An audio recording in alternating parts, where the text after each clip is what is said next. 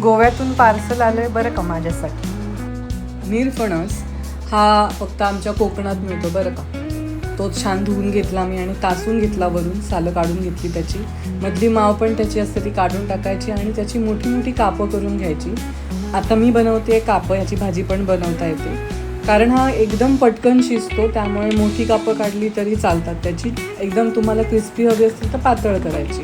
त्याच्यामध्ये टाकायचा हिंग, त्याच्यानंतर थोडंसं चवीनुसार मीठ, त्याच्यानंतर घरचा मसाला किंवा मिरची पूड टाकायची तुम्हाला जसं हवं तसं.